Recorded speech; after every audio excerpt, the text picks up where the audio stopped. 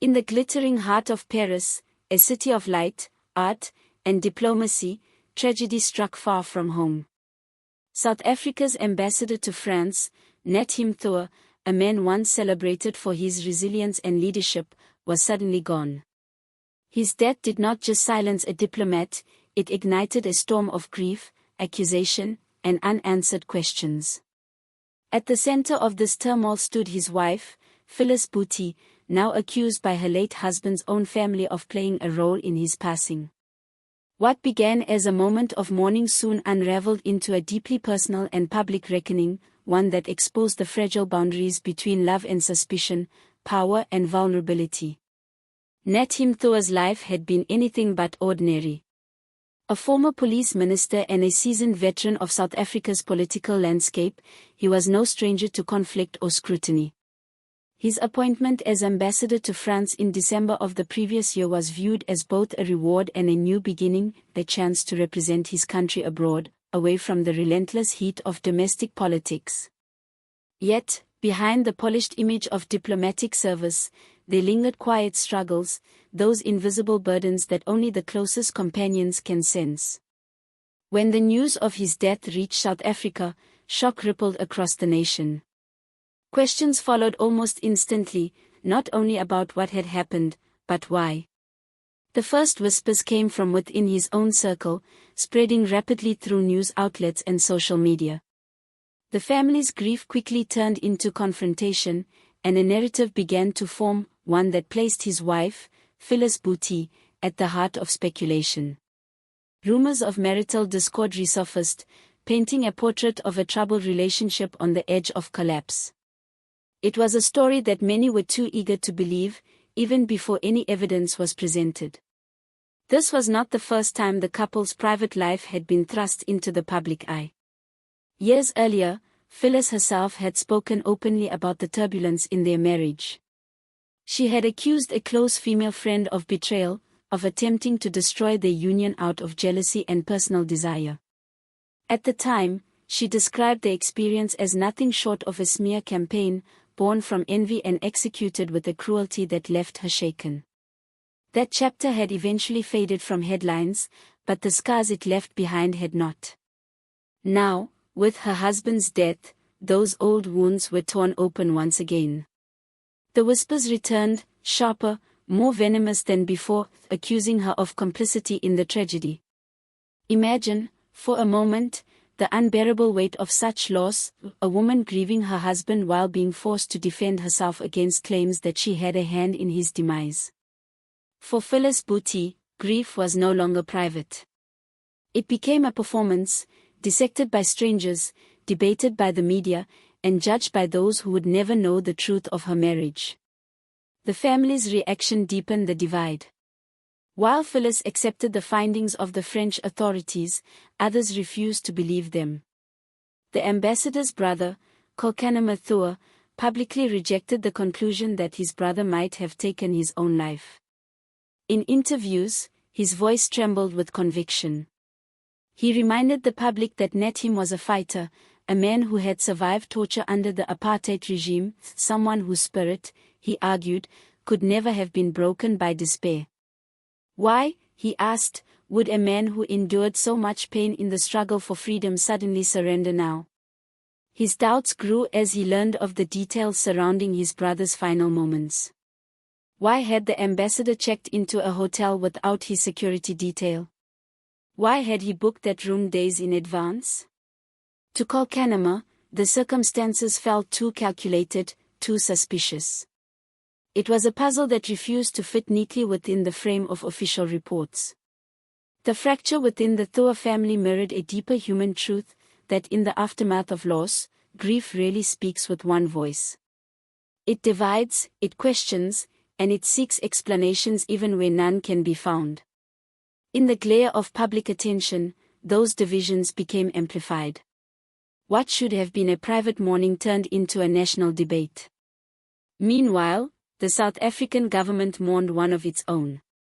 President Cyril Ramaphosa described Nathi Mthethwa as a dedicated servant of the nation, honoring his lifetime of service with a special official funeral. The ceremony was a moment of solemn unity, a reminder that behind every controversy lies a person who once dedicated his life to public duty. Yet, even amid the tributes, the story refused to rest. It resonated because it was not merely about politics or diplomacy, it was about the human condition itself. It was a story of grief and suspicion, of love and legacy, and of how the public's hunger for explanation can sometimes eclipse compassion. When a public figure dies, we search for meaning, for patterns that might make sense of loss. But in doing so, we risk turning personal pain into spectacle. For Phyllis Buthelezi, this was a torment few could imagine. Her husband's death was not only a heartbreak, it became a trial of her character. She found herself caught between two impossible roles, a widow in mourning and a woman defending her innocence in the court of public opinion. The rumors, the innuendos, and the accusations carved deep emotional wounds. Once again, society demanded answers from a grieving heart that had none to give. The French investigation, led by the Paris prosecutor's office, soon revealed chilling details of that final night. In their official findings, investigators reported that the window safety mechanism in Nathi Mthethwa's hotel room had been deliberately forced open using a pair of scissors discovered at the scene. There were no signs of struggle, no trace of drugs or sedatives in his system, nothing to indicate the involvement of another person. The evidence, cold and technical, suggested that he had acted alone. But the most devastating discovery was not found in the room itself, it was in a message he had sent to his wife.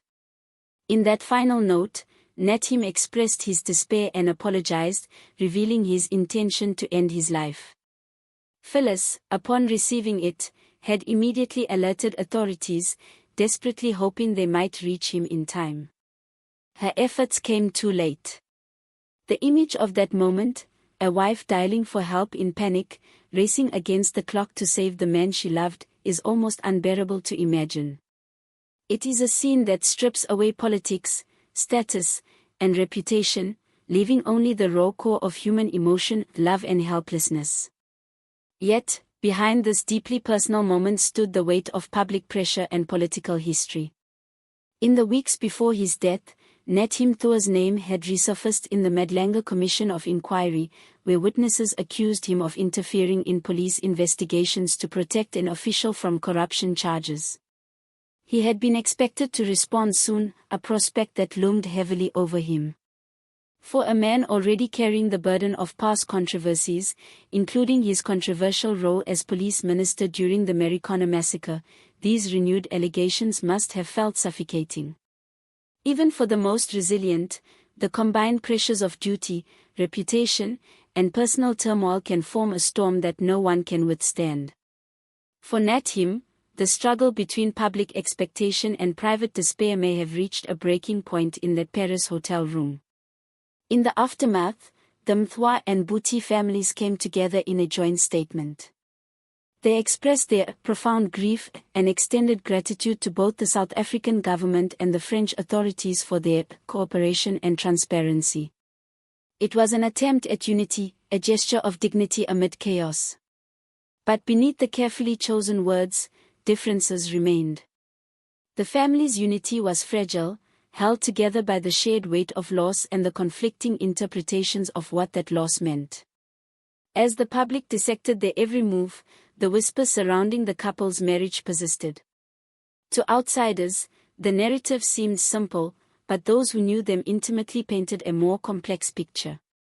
Friends spoke of a relationship defined not by constant conflict, but by shared history, mutual support, and the inevitable strains of a life lived under relentless public scrutiny.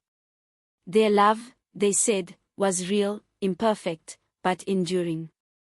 This truth reminds us of something often forgotten in stories like this, that a marriage, especially one lived in the public eye, is a universe known only to two people. Outsiders see fragments, photos, statements, glimpses of affection or tension, but never the full mosaic. What gives the right to the world to simplify a human relationship into gossip and speculation? Through it all, Phyllis Buthelez's composure became a quiet testament to her strength. She, too, was a professional, a woman of her own accomplishments, yet she was reduced to a single narrative, the accused widow. Still, she carried herself with grace, choosing to accept the official findings even as others in the family refused. That decision, more than anything, revealed her character, a woman determined to navigate her grief on her own terms, even if it meant standing alone. To hold your ground in the face of both loss and accusation requires extraordinary courage. For Phyllis, the path forward was not about defending her reputation to the world, but about surviving, about honoring the memory of the man she had loved while finding the strength to continue amid judgment and sorrow. Beyond the personal tragedy, this story forces us to confront uncomfortable truths about our society. We live in a world that devours the pain of others as spectacle. A family's worst moment becomes a headline, a widow's tears become content. In our rush to assign blame or craft a narrative, we often forget the humanity of those involved. The death of Nathi Mthethwa is not just the fall of a public servant, it is a mirror reflecting the cost of living under constant observation. For the Mthethwa family, the consequences are lasting. Their grief has been fractured by differing beliefs, each side clinging to its own version of truth. For Phyllis, it has been a battle to preserve her dignity in the face of insinuation. And for the public, it has become a story about what to believe, and whom. But perhaps that is the true tragedy, not only the loss of a man, but the erosion of trust, within a family, within a nation, within ourselves. As the investigation reached its conclusion, official reports closed their files, and media attention began to drift elsewhere. What remained were the echoes of the questions that could never truly be answered. The story of Nathi Mthethwa and Philisiwe Buthelezi is more than a headline or a case study in scandal. It is a human drama, a story of love tested by power, of despair shadowed by duty, and of truth blurred by perception. It compels us to ask where we, as a society, draw the line between curiosity and cruelty. When tragedy strikes a public figure, do we have the right to demand explanations, or do we owe them silence, a moment of peace in their suffering? In the end, perhaps the greatest lesson lies not in the mystery of how Nathi Mthethwa died, but in what his story reveals about the rest of us. It challenges us to look beyond judgment, to remember that behind every title, minister, ambassador, spouse, there exists a human being, fragile and flawed, carrying burdens unseen. As time moves forward and the cameras fade, the silence left behind is profound.